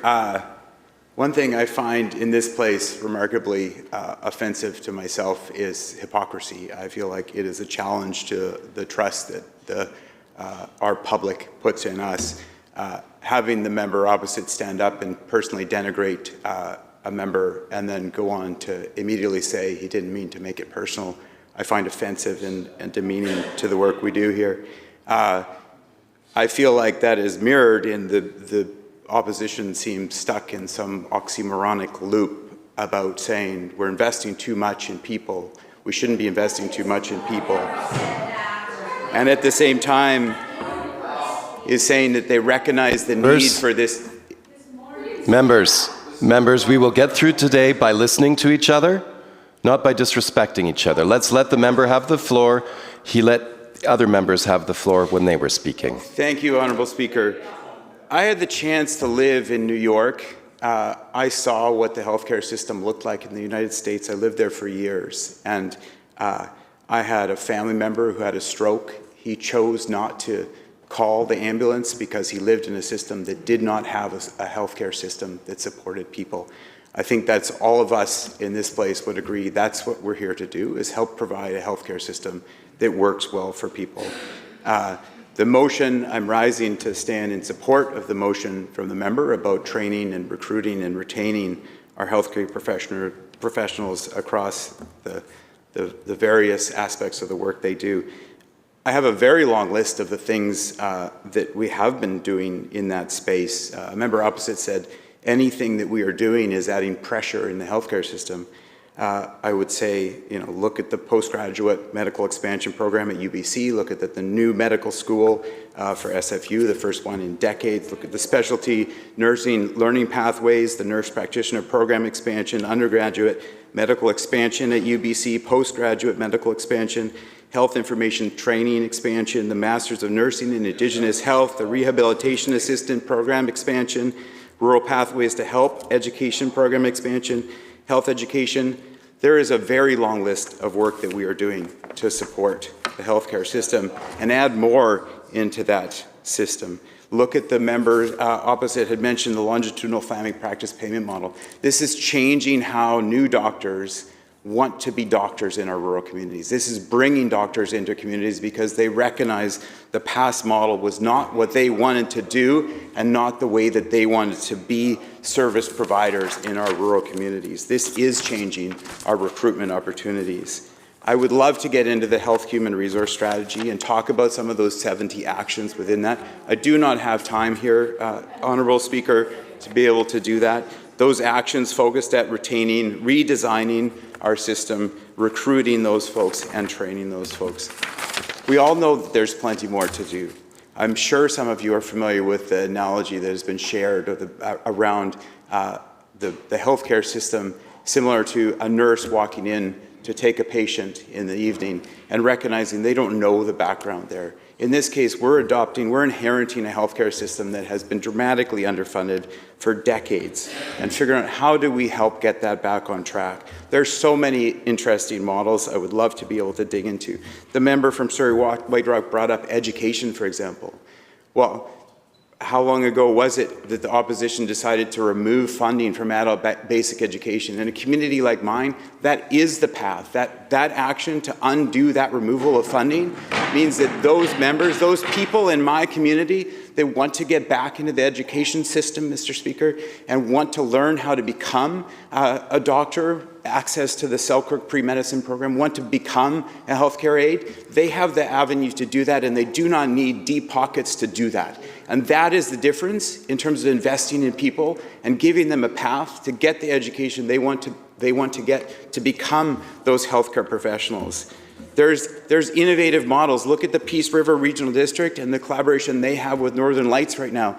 That is an innovative model that they are taking on to be able to help support training in our healthcare system.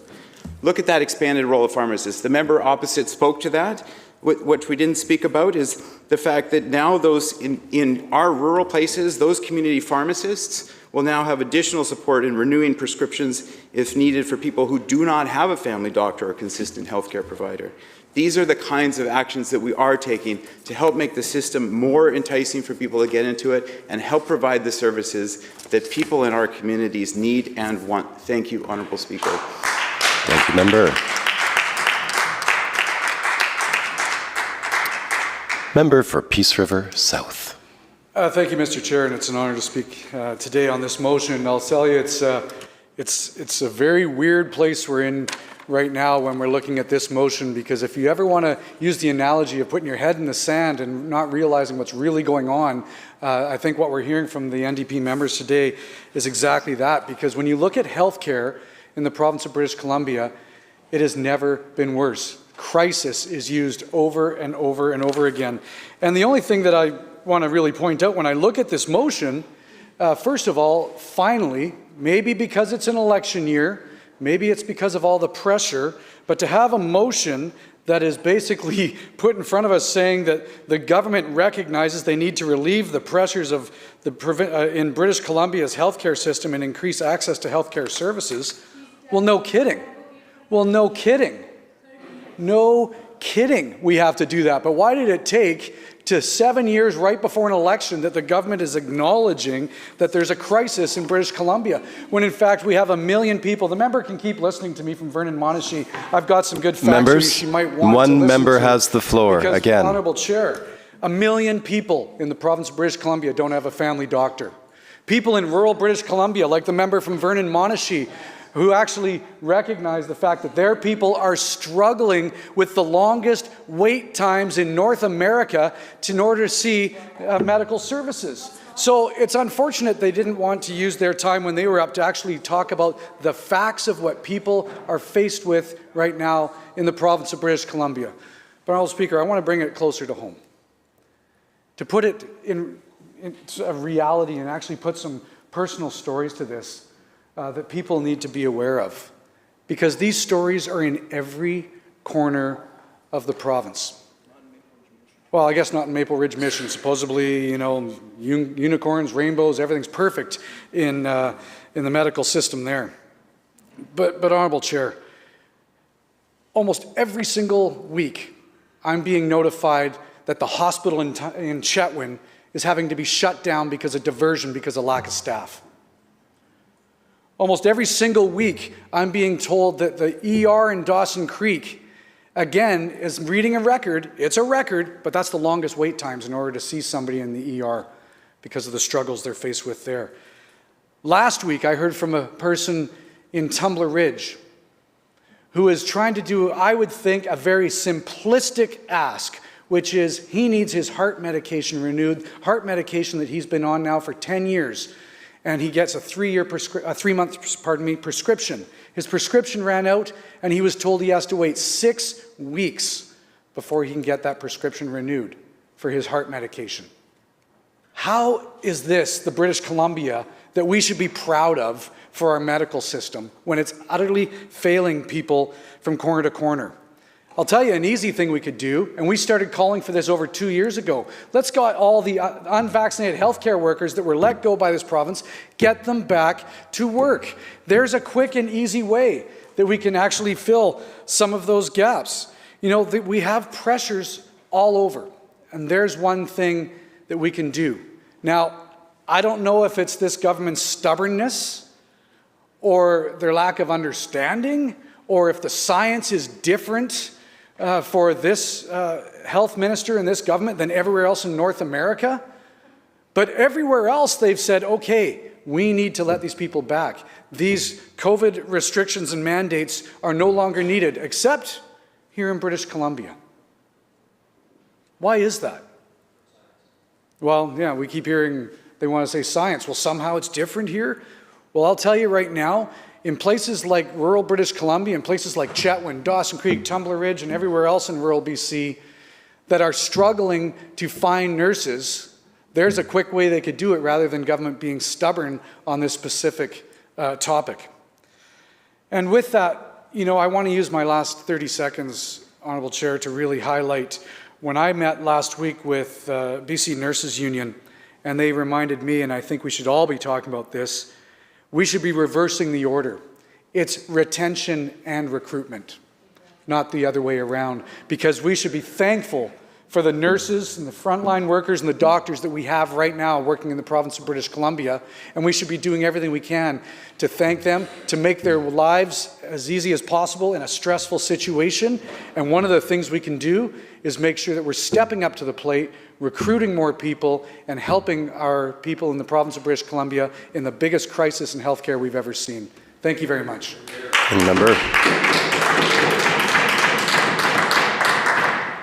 Member for Richmond South Centre.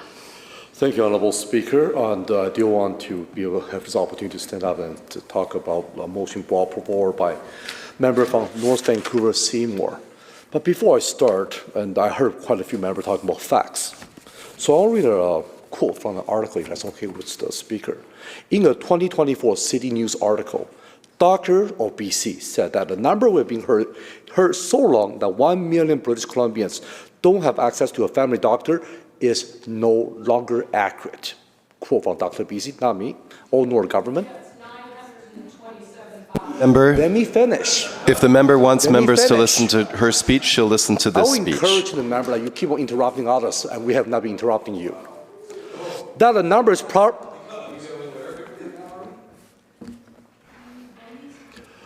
that number is probably now in the mid to high 700,000. And I understand the number. Members, we're going to let one member speak, and the others, please keep your peace until you get your chance to speak. It's called respecting each other in their time of speaking. You know, we talk about please representing proceed. Constituents, and I will acknowledge we are still in a challenging time. But I think it's important for us to really have a respectful and open dialogue instead of criticizing back and forth. So I'll continue to quote. Because we've been able to attract more family physicians to British Columbia, there's an optimism in the system that things are getting better, and with the success of longitudinal family practice model, things are getting better. My apology. This is a quote from Dr. BC, not from government or from anyone else. Dr. BC. For the first time, there's optimism among family practice doctors, and we are on the right track. Their mood is brighter, their outlook is more positive, and their practice is more stable. We are not going to get perfection by tomorrow. It is going to be a process. It took decades and years of challenge to the healthcare system for us to get here, and we're not going to be able to run this around overnight. Yet it is through conversations, working together, and then we're going to find a better path. I did want to make sure I start with this quote. I didn't want to bring it up, but we're going to be talking about this anyway. Are we facing challenges? Of course we're facing challenges in the healthcare system. That's the reason why, from our Minister of Finance to our Minister of Health, we're continuously pouring resources to play catch-up to a decade of deficit created in the past. We can simply talking about what the government is trying to move forward with. We had from Simon Fraser University, we'll have an entire new medical school in Western Canada in 55 years. This would be and of course the medical school will provide a lot more dividend back to our society and back to filling our healthcare deficit. It was built decades ago. Unfortunately, it wasn't. But this will mean more family doctors will graduate from year after year to help us provide care for the British Columbians. UBC Medical School also has seats expansion. We have 40 new undergrad medical education seats, 88 new resident seats at Faculty of Medicine. Why am I talking about this? Because doctors, nurses, healthcare service providers take years to train and invest in. They don't suddenly come on overnight, just simply we're investing in it. 7 years is not enough. A decade is not enough. Especially when there were years of decade in the past where there were $360 million in cuts were forced to be absorbed by health authorities. Instead of investing, instead of investing in the past, right now we have to invest today. And of course, if it was investing in the past, we're probably having a better position today as well. I also want to talk a bit more about Richmond Hospital at the same time. Richmond, we're lucky to have a government who have a vision say, you know what, it's time for us to build a hospital. And I'm pretty sure a member of opposite are going to be talking about how, it should be done earlier. And I will agree, we would love to have done earlier. But at least in November, by 2023, Richmond Hospital has already opened its first phase of expansion, which includes an update in cancer care clinic, new expansion rooms, and care bay and teaching room. And phase 2 will begin in 2024. Oh my gosh, there's only 20 seconds left. My apologies. All I can say is it has a huge amount of deficit in the healthcare system in the past. It has created interest and compound interest in today, and I'm so glad our government is now playing catch up, trying to make sure we're fixing a big, giant problem inherited, and hopefully we can bring British Columbia out of this healthcare mess. Member. Member for Prince George Valemount. Thank you, Mr. Speaker. The member from Boundary Similkameen made it clear what offends him in this legislature. Let me start with what I find offensive. That for the past hour, we have sat here and listened to members on that side of the House laud the accomplishments of this government and not the voices of one single patient that's on a wait list, that's been diagnosed with cancer, a family that's lost a family member, not one single voice of patients in this legislature. Instead, patting themselves on the back for a healthcare system that is in complete crisis. And the only people that don't seem to be aware of that are the members that have been standing up, trying to pretend like they don't hear from constituents every single day in their constituency offices. Shame on them. We've heard tragic stories in this province about young people that have died waiting to get a family physician. And not a word of that from the members that have stood up in this House today. That is absolutely shameful. Let's look at what's happened, in fact, in this province under the NDP government. We didn't hear them talk about the fact that BC has the worst walk-in clinic wait times in the country. Emergency rooms are regularly at capacity or, in fact, forced to close. Why? Due to staffing shortages. Nearly 1 million people, despite the article that was just read, do not have a family doctor. Wait times for specialists are increasing. And imagine yesterday, just yesterday, we heard the head of pediatrics at BC Children's Hospital on global television. And do you know what he was doing? Apologizing to the families of British Columbia for lengthy wait lists for their children to see a specialist. Why?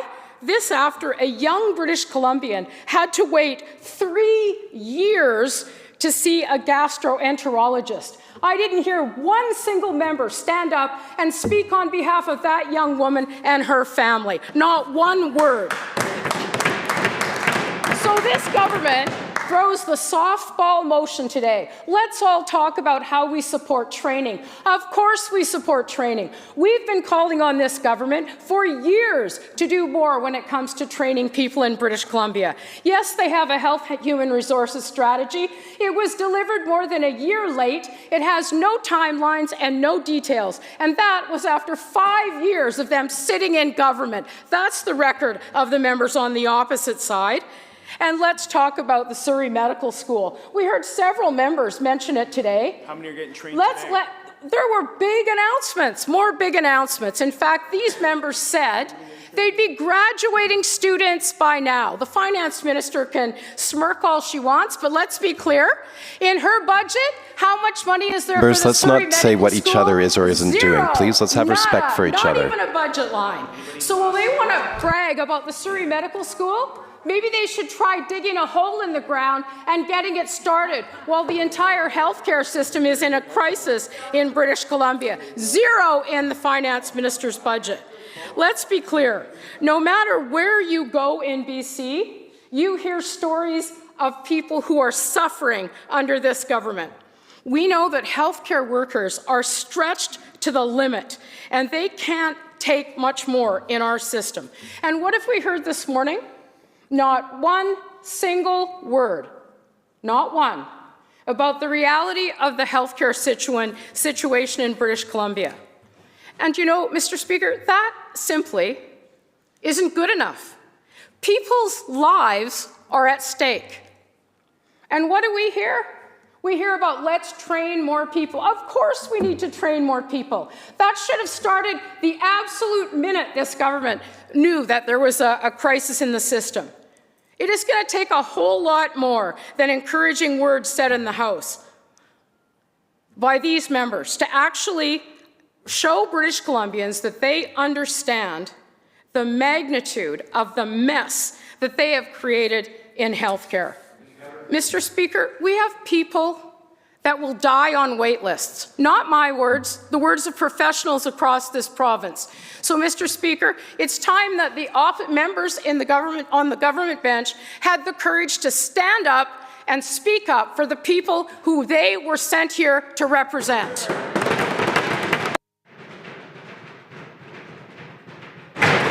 Member for North Coast. Thank you, Honourable Speaker. Appreciate the opportunity to rise on this motion. It's really important. I appreciate the passion that all speakers have displayed today. I'm also someone who has a lot of passion, particularly for rural health. It is no secret that we are currently facing a health human resources crisis, not just in BC, but nationally and globally. We face new challenges today. Our communities are growing. Our population is aging. Our doctors and nurses are tired and retiring. I want to acknowledge that. I understand and I fully comprehend what the member before me said around our doctors being so burnt out. I recognize that. Despite all these challenges, though, we are, as a government, we are committed to providing accessible and timely healthcare for people across the province. And that includes expanding our healthcare workforce and ensuring that they have healthy and inspired workplaces. And we will continue to invest in rural and remote communities and take innovative actions to ensure that appropriate and timely healthcare services are provided to patients close to where they live. And since 2017, since we have formed government, we have committed quite a bit, over $1 billion to support healthcare workers and increase access to health services for people. Last year or year before, our government launched BC's health human resources strategy to optimize the health system, to expand training and further improve recruitment and retention, or retention and recruitment, as previous speaker mentioned. The strategy is focused on supporting the needs of people across the province by adding more doctors, adding more nurses, and allied health professionals into our workforce, which will increase access for patients and their communities, which will help those people the member before me mentions, the stories that she's telling. So within this strategy, we have identified 70 key actions to retain, to recruit, and train healthcare workers, all while redesigning the healthcare system to foster workplace satisfaction and innovation. And some of these actions include funding retention incentives for healthcare workers in rural and remote communities, adding new residency seats to expand postgraduate medical education, and more seats to expand undergraduate medical education seats, establishing a second medical school in Surrey, which will help support the training of more doctors, tripling the Practice Ready Assessment Program, which is a pathway for internationally educated family doctors to be licensed to practice in BC. Not only that, but we are also providing bursaries for existing healthcare workers and streamlining the process for internationally educated nurses to enter BC's health system. We have made progress. Is there more to do? Absolutely. But thanks to this strategy, we have had some successes, quite a few. Over 4,000 family physicians are registered for the longitudinal family physician model last year in 2023. Over 6,000 nurses were newly registered last year. This including over 600 internationally educated nurses. Over 7,000 people have been hired into the Health Career Access Program, also known as HCAP, which includes almost 200 workers who self-identify as Indigenous. More than 1,000 new permanent full-time paramedic and emergency responder positions have been added. BC Emergency Health Services has added over 500 new full-time and part-time permanent paramedic positions in rural and remote areas. It's through these measures that we have welcomed more than 38,000 new workers to the provincial health system during the past 5 years. We know that meeting the growing need for more healthcare providers is a priority. That's why we have enhanced funding and incentives for physicians living and working in particularly rural and remote areas. For example, in partnership with the province, Northern Health recruitment incentives might also include assistance with travel, with housing, with childcare.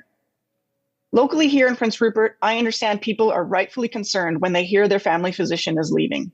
However, I also want to note that more doctors are coming. And it is concerning when an ER faces a diversion. We know there's more work to do. There is no denying that, and we're committed to keep doing more. Noting the other member. I'll wrap up in a sec here. Last week, I met with 10 local physicians in Prince Rupert just to say thanks for all you do. And I want to just take this opportunity to give a shout out to our local docs who have been working extremely hard to maintain a level of service that our community expects. It's also through collaborations with community leaders, organizations, First Nations, local governments that we also need. We need this collaboration to help create unique, innovative solutions in attracting and retaining the health workforce we need. Honourable Speaker, noting the hour, I'll conclude my remarks. Move the adjournment of the debate. I conclude my remarks and I move adjournment of this debate. Thank you. Member, you heard the question. All those in favor say aye. Aye. Opposed? Motion carried. Government House Leader. I move the House to now adjourn. Member, you heard the question. All those in favor say aye. Aye. Opposed? Motion carried. This House stands adjourned until 1:30 p.m. this afternoon.